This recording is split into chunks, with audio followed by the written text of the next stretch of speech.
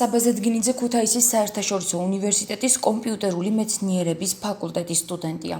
ახალციხის პირველი საჯარო სკოლის მოსწავლემ სახელმწიფოსგან 100%-იანი გრანტი მოიპოვა. ერთიან ეროვნულ გამოცდებზე მიღებული ქულების მიხედვით ჰქონდა მოლოდინი, რომ სასურველ უნივერსიტეტში მოხვდებოდა.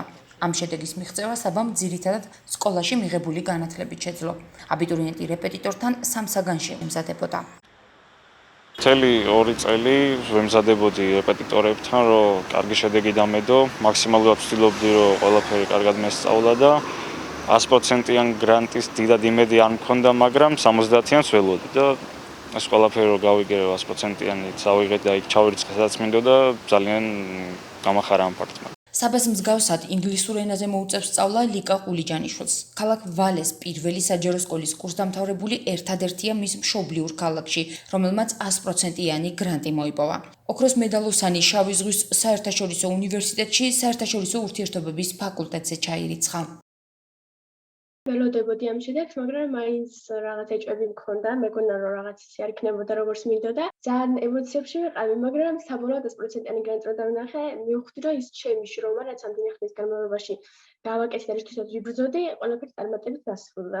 რეპეტიტორები გაძლევენ რაღაც მიმართულებას, ასე თუ ისე გეხმარებიან, მაგრამ სკოლაში თუ არა გაქვს თქვა საფუძველი, ნამდვილად არაფერი არ გამოვა. 100%-იანი გრანტის მფლობელებს შორისაა ახალციხის კერძო სკოლა მზექას ყოფილი მოსწავლე ანა კიკაბიძე. თბილისის სახელმწიფო უნივერსიტეტში საერთაშორისო სამართლის ფაკულტეტზე ჩარიცხვაში მიზანდასახულობა, თავდაუზოგავი შრომა და მოტივაცია დაეხმარა.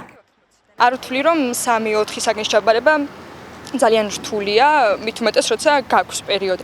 თუ სისტემატურად მუშაობ, თუ აქამდეც სკოლაში იყავი მოწადინებული, ეს არ იქნება რთული. მომავალ აბიტურიენტებს ვურჩევ იყვნენ მოტივირებულები, მიზანდასახულები და კარგად განსაზღვრონ, რისი მიღწევა სურთ მათ.